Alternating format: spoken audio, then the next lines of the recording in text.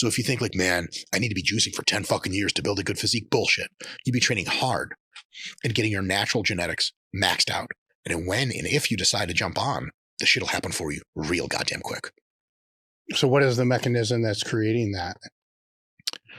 To be honest, a lot of it is intracellular water. Like a lot of the size you have on gear is just intramuscular water. And so a very astonishing amount of that is intramuscular water.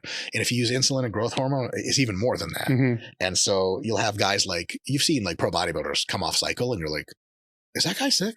Is he going to die? He competes at 250. He's 220 pounds right now. And he's kind of soft. He's not on gear. He puts the gear back in. He fucking regains all the quote unquote muscle. But a lot of that's not muscular tissue.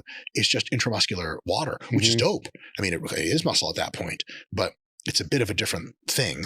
And so that's one of the things.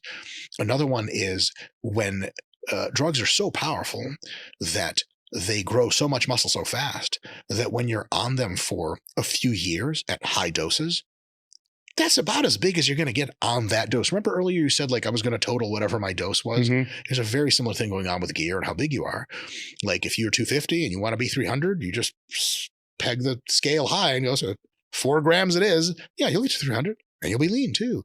But if you come off, you're not 300 anymore. And you don't get to keep a whole lot of that because the stuff that was keeping the anabolism high and the catabolism low isn't in your system anymore. You go super catabolic, your anabolism is muted as hell. You lose a bunch of muscle.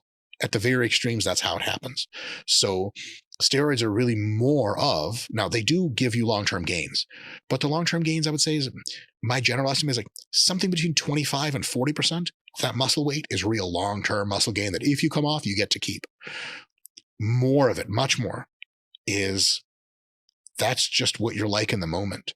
It's like if Superman's real strong, right? But you give that motherfucker some kryptonite and all of a sudden he's a fucking bitch. But what about all the Superman muscles? You take the kryptonite away, he's strong again. Something very similar happens with steroids. Not 100%, but more than most people think, which means that if you can't wait to be 240 and veiny, but you get to 210 pounds with some abs, drug-free, a couple of years away, you'll get there. You do not need to crank the shit for 10 years. I wish I hadn't. Another thing is, once you get on a ton of gear, like let's say you get up to about 1 gram of gear, just on average,